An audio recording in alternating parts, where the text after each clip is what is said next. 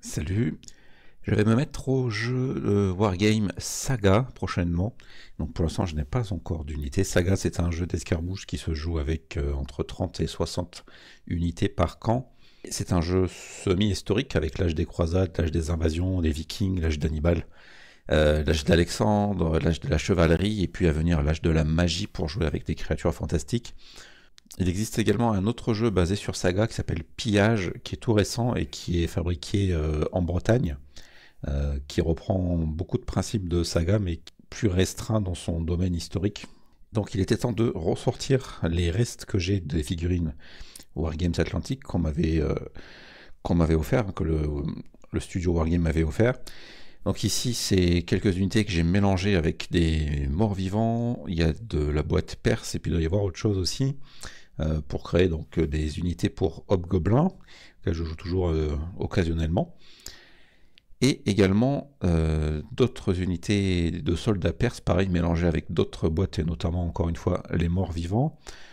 Si on regarde, on peut voir qu'il y a des bras squelettiques, des bras humains, les têtes, évidemment, qui ne sont pas là où il faudrait qu'elles soient. Et donc ça, c'est pareil, c'était des unités pour Hobgoblin. Et donc, je récupère maintenant les vrais éléments pour faire une vraie armée pseudo-historique. Je ne sais pas encore sur quoi je vais partir, mais je vais partir avec les éléments que j'ai déjà.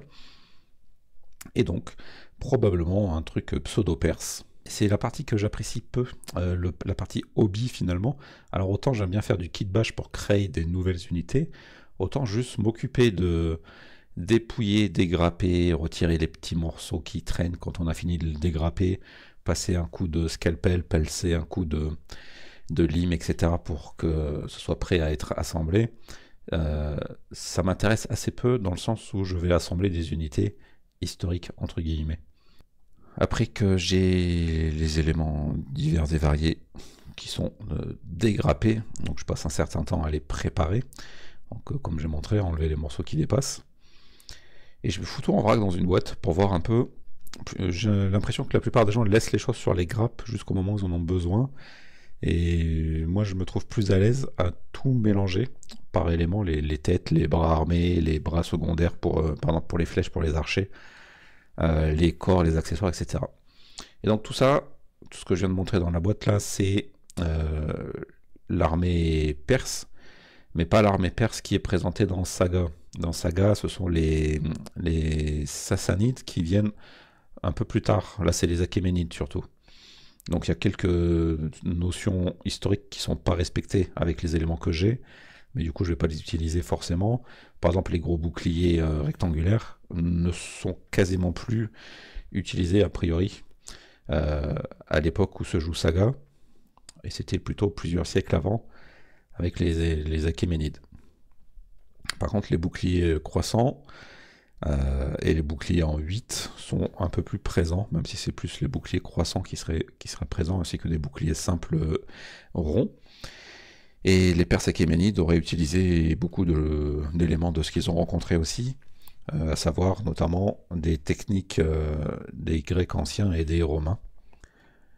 Une fois que tout est poncé, gratté, râpé, etc., eh bien j'assemble tout simplement avec un point de colle super forte, la super glue spéciale plastique, qui coûte pas grand chose dans les magasins comme Action. J'utilise quasiment aucun outil de marque connue qui coûte 10 fois plus cher que ce qu'on peut trouver pour pas cher et qui fait aussi bien le boulot.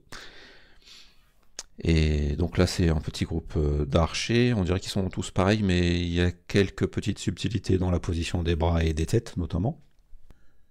Donc là le rendu brut, hein, à peine poncé, assemblé, est correct et suffisant pour mes attentes de qualité et de temps passé dessus. Une fois que c'est assemblé, eh bien, il faut mettre une sous-couche, en tout cas c'est largement recommandé. Et j'ai récupéré un vieux tiroir, j'ai mis une planche de travers, le tiroir est au fond d'un carton, et sur ce tiroir je mets du scotch à double face, et ensuite je place mes unités, mes figurines, sur le scotch à double face, soit de face, soit de profil, orienté en fonction de ce que je souhaite faire. Le scotch à double face, il vaut mieux le coller d'abord et ensuite enlever la double couche, plutôt que d'essayer d'enlever la double couche avant. Mais je viens de me gratter l'ensemble des ongles, et donc difficile de chercher le petit coin qui va bien. Et ensuite, tout simplement, bah, je place les unités sur le scotch et ça tient parfaitement en place. Je peux renverser le truc, pas de problème. En tout cas, pour ce genre d'unité, quand c'est des unités plus complexes, plus volumineuses, je les place sur un socle au moins temporaire et ensuite le socle sur du scotch plus épais pour qu'il y ait plus de surface au contact. Mais globalement, j'ai fait ça pour toutes les unités que j'ai eues, aussi bien pour Gasland d'ailleurs que pour Hobgoblin que pour comment ça s'appelle, Trench Crusade. Et ensuite, j'ai passé un coup de primeur blanc mat. Celui-ci vient de chez Action. Donc là, je suis allé dehors sur le balcon, pas de jardin. Donc le balcon, un petit coup de bombe. Et une fois que c'est sous-couché et un peu séché, je trouve le résultat suffisant. La bombe se place bien partout et les détails sont toujours très visibles. On voit bien les doigts, les détails du visage, etc. Sachant que ça m'importe relativement peu parce que j'irai pas m'amuser à faire les sourcils. Je suis loin d'avoir ce niveau de compétence et d'exigence envers moi-même. Voilà où j'en suis. Après, il y a la phase que j'aime le moins de tout, c'est la peinture. J'aime pas du tout peindre les figurines.